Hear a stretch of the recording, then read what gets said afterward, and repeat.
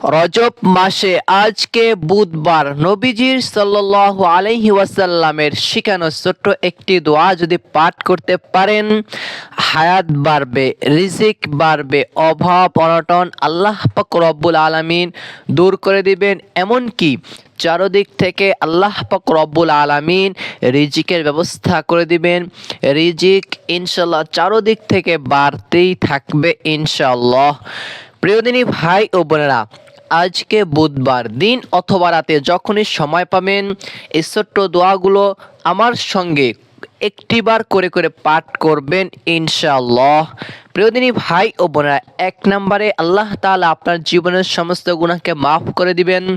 2 number, আল্লাহ পাক রব্বুল আলামিন আপনার জন্য জান্নাতকে ওয়াজিব করে দিবেন। আপনি যখন কবরে আপনাকে যখন রাখা হবে, নবীজি সাল্লাল্লাহু আলাইহি সাল্লামকে দেখলে আপনি চিনতে পারবেন। যখন আপনাকে প্রশ্ন করা হবে মান রব্বুকা, মান দিনুকা, মান নাবিয়ুকা, তোমার নবীকে, তখন নবীজি সাল্লাল্লাহু আলাইহি সাল্লামকে আপনি দেখলে চিনতে পারবেন। এমনকি আরও বলা হয়েছে হাদিসের ভিতরে, এই দোয়া যদি বান্দা পাঠ করে তাহলে কিয়ামতের দিন তার হাত ধরে তাকে সঙ্গে করে নবীজি সাল্লাল্লাহু আলাইহি সাল্লাম জান্নাতে নিয়ে যাবেন। সুবহানাল্লাহ। তারপরে আমরা যেই দোয়াটির কথা বলে দিব, এই দোয়াটি হযরত আলী রাদিয়াল্লাহু তাআলা আনহু এক সাহাবীকে শিখিয়েছিলেন। ওই সাহাবী এই দোয়াটির আমল করে অনেক উপকৃত হয়েছে, তার জীবনের অভাব অনটনকে আল্লাহ তাআলা দূর করে দিয়েছিলেন। তারপরে সর্বশেষে আমাদের অনেকের অনেক পুরনো মনের আশা কবুল হয় না, মনের আশা বাসনা নবীজি সাল্লাল্লাহু আলাইহি সাল্লাম বলেছেন এই দোয়াটি পাঠ করলে তার মনের আশা বাসনাকে আল্লাহ তাআলা কবুল করে দিবেন ইনশাআল্লাহ। তাহলে চলুন প্রিয়দিনী ভাই ও বোনেরা, এবং কি ভিডিওর শেষে আমরা তাওবা ইস্তেগফার পাঠ করব। আমার সঙ্গে সঙ্গে আপনিও পাঠ করে নিষ্পাপ মাসুম বাচ্চা হয়ে যেতে পারেন। যদি একটা আমলও আপনার কবুল হয়, কপালটা খুলে যাবে। আমল করুন, বলা যায় না কখন কার আমল কবুল হয়। তবে যদি একটি আমলও যদি জীবনে কবুল হয়ে যায়, জীবনে শান্তি আসবেই। শান্তিও যিনি দেন, অশান্তিও তিনিই দেন। তবে আল্লাহ তাআলার কাছে 2টা পদ্ধতি আছে। একটি হলো নিজের জন্য, আমার জন্য দোয়া করা, মুরব্বীদের কাছে দোয়া চাওয়া। আর একটি পথ হলো যদি মা বাবা সন্তানের জন্য দোয়া করে। এই 2 দোয়ার মাধ্যমে এই 2টি কাজ যদি করা হয় তাহলে তার ভাগ্য পরিবর্তন হয়ে যেতে পারে এবং তার কপাল ভালো হতে পারে। আর যদি কেউ মা বাবাকে কষ্ট দেয়, মা বাবা বরদোয়া করে, তার জীবনে লানত লেগেই থাকে। এবং যে ব্যক্তি, নবীজি বলেছেন, যে ব্যক্তি নিজের জন্য দোয়া করে না তাহাকে আল্লাহ তাআলা তার উপরে রাগান্বিত হন, নাউজুবিল্লাহ। তাহলে আমাদের সর্বপ্রকারের সকল অবস্থায় আমাদের জন্য আমাদের উপরেই দোয়া করতে হবে। তাহলে চলুন এই রজব মাসে আজকে বুধবার দিন অথবা রাতে আমরা ছোট্ট ছোট্ট দোয়াগুলো পাঠ করব। আমার সঙ্গে আপনিও পাঠ করবেন এবং ভিডিওর শেষে আমরা তাওবা পাঠ করব। আমার সঙ্গে আপনি যদি অংশগ্রহণ করেন, হয়তো আল্লাহ তাআলা আপনার আমার জীবনের সমস্ত গুনাহকে মাফ করে দিতে পারেন। তাহলে চলুন আজকে বুধবার দিন অথবা রাতে ছোট্ট আমলটি করার জন্য সর্বপ্রথমে আপনি অজু করে নেবেন সুন্দরভাবে করে, উত্তম রূপে। অজুর শুরুতে একটি দোয়া পাঠ করবেন, আর সেই দোয়াটি হলো বিসমিল্লাহির রহমানির রহিম বলে আপনি অজুটা শুরু করবেন। অজু করার শেষে যখন আপনি অজুটা পরিপূর্ণ হয়ে যাবে, পাওটা ধুয়ে নেবেন। তারপরে আপনি আকাশের দিকে তাকিয়ে কালিমায়ে শাহাদাত পাঠ করবেন।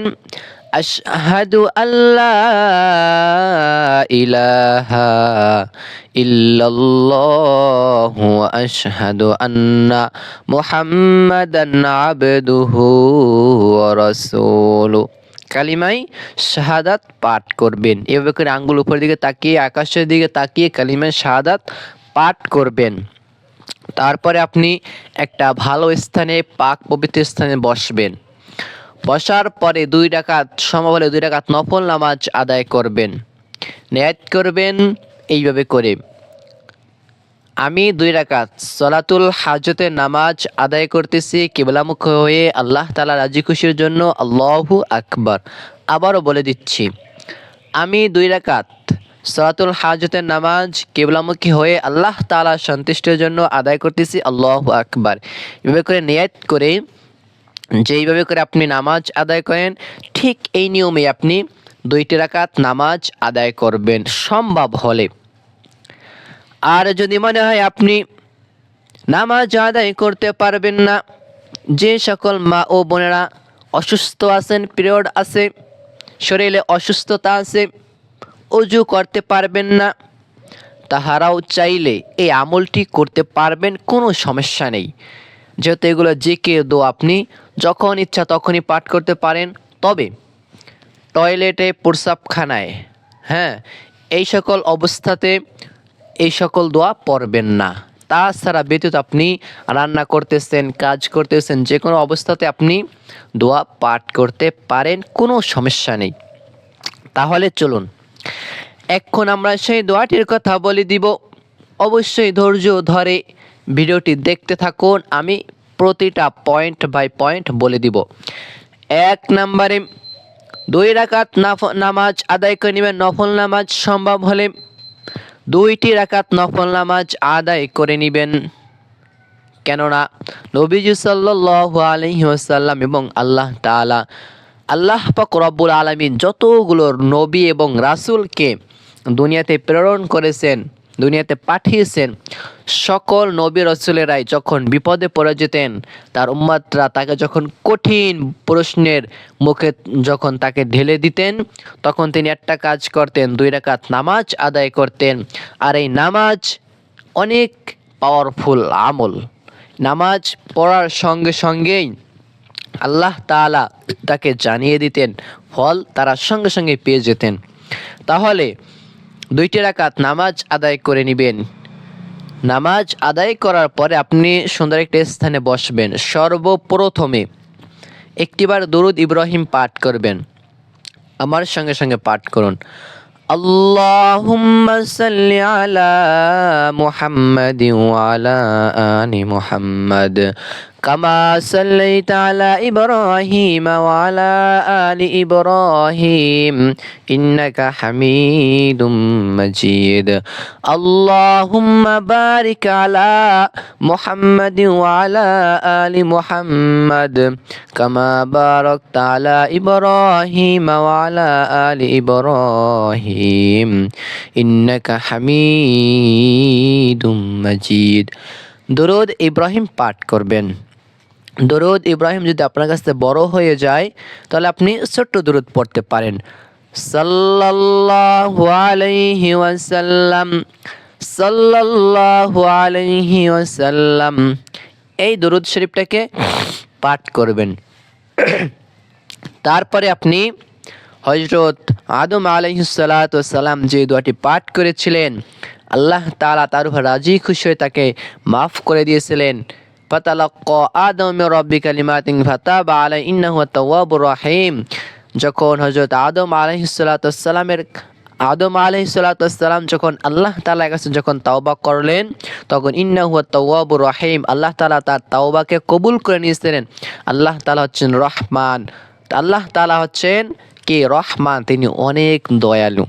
তাহলে 1 নম্বরে হযরত আদম আলাইহিস সালাতু ওয়াস সালাম যেই দোয়াটি পাঠ করেছিলেন, একটিবার হলেও ওই দোয়াটি পাঠ করবেন। দোয়াটি হলো, রব্বানা যালামনা আনফুসানা ওয়া ইল্লাম তাগফির লানা ওয়া তারহামনা লানাকুনান্না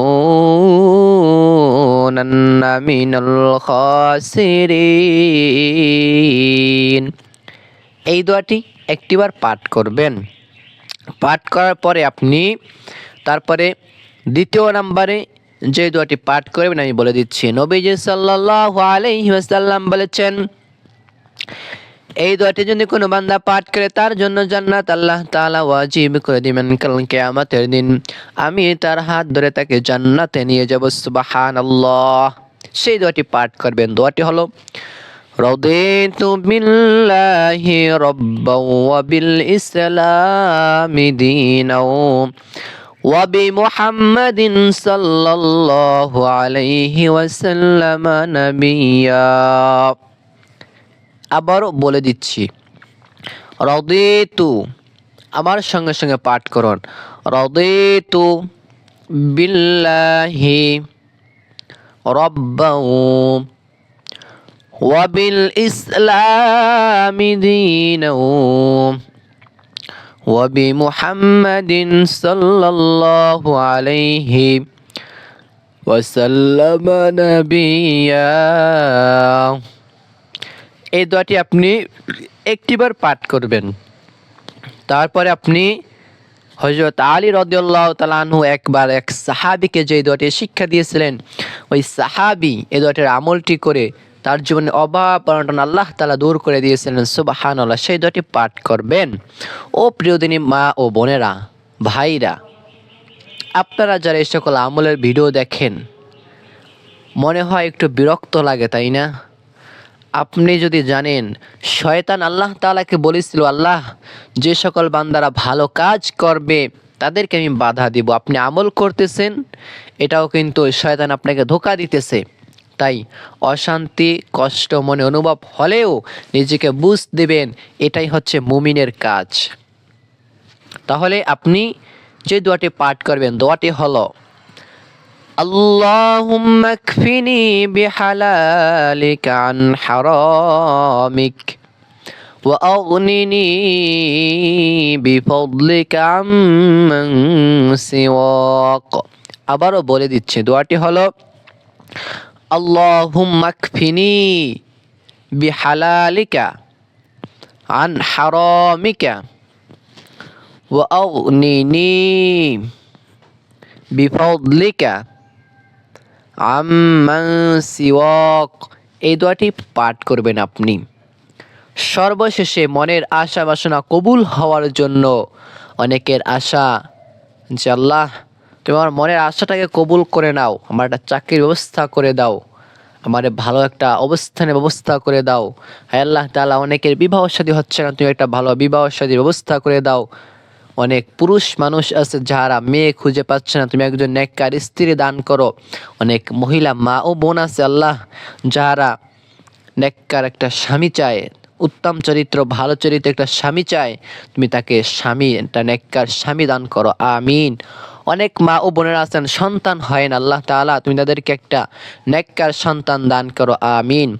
তাহলে এই দোয়াটি পাঠ করবেন। সর্বশেষে দোয়াটি হলো আল্লাহুম্মা ইন্নী আসআলুকা বিআন্নী আশহাদু আন্নাকা আনতাল্লাহ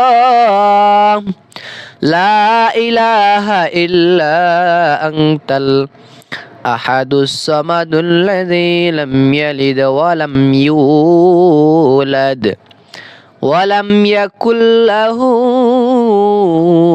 কুফুয়ান আহাদ। আবারও বলে দিচ্ছি, দোয়াটি হলো আল্লাহুম্মা ইন্নী আসআলুকা বিআন্নী আশহাদু আন্নাকা আনতাল্লাহ লা ইলাহা ইল্লা আনতাল আহাদুস সামাদুল্লাযী লাম ইয়ালিদ ওয়া লাম ইউলাদ ওয়া লাম ইয়াকুল লাহু কুফুয়ান আহাদ। এই দোয়াটি পাঠ করবেন। সর্বশেষে দুরূদ শরীফ পাঠ করবেন। দুরূদ শরীফ পাঠ করার আগে আপনি তওবা পাঠ করুন আমার সঙ্গে সঙ্গে, একটিবার হলেও পাঠ করুন। আস্তাগফিরুল্লাহ, বলুন আমার সঙ্গে, রব্বি মিন কুল্লি যানবিন ওয়া আতুবু ইলাইহি লা হাওলা ওয়ালা কুওয়াতা ইল্লা বিল্লাহ। আবারও বলে দিচ্ছি, আস্তাগফিরুল্লাহ রব্বি মিন কুল্লি যামবিন ওয়া আতুবু ইলাইহি। তাহলে সর্বশেষে ইস্তেগফারটি 3টি বার পাঠ করবেন। সম্ভব হলে 1টি বার পড়বেন, তার থেকে বেশি পারলে 3টি বার ইস্তেগফার পাঠ করবেন। যে ব্যক্তি একবার ইস্তেগফার পাঠ করে আল্লাহ তাআলা তার জীবনের সমস্ত গুনাহকে মাফ করে দেন। আপনি যদি অনেক গুনাহ করেছেন, নামাজ আদায় করেন নাই, অনেক পাপের কাজ করেছেন, তাই ইস্তেগফার পাঠ করবেন। আল্লাহ তাআলা আপনার মনকে পরিশুদ্ধ করে দিবে। আল্লাহ তাআলা আপনার মনকে একদম মাসুম বাচ্চাদের মতো বানিয়ে দেবে। কেননা মাসুম বাচ্চারা যেমন তাদের কোনো গুনাহ থাকে না, আপনার আমার জীবনে কোনো গুনাহ থাকবে না। তাহলে সর্বশেষে ইস্তেগফার পাঠ করে আপনি দুরূদ শরীফ পাঠ করবেন।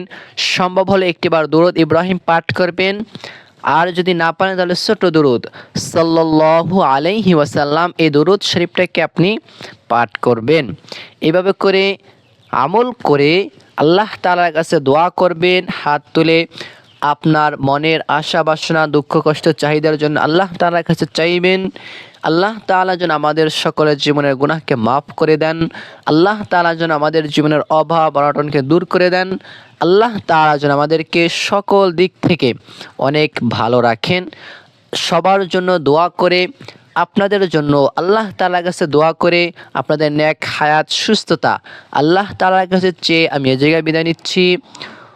ভালো থাকুন, সুস্থ থাকুন। আল্লাহ হাফেজ। আসসালামু আলাইকুম ওয়া রাহমাতুল্লাহ।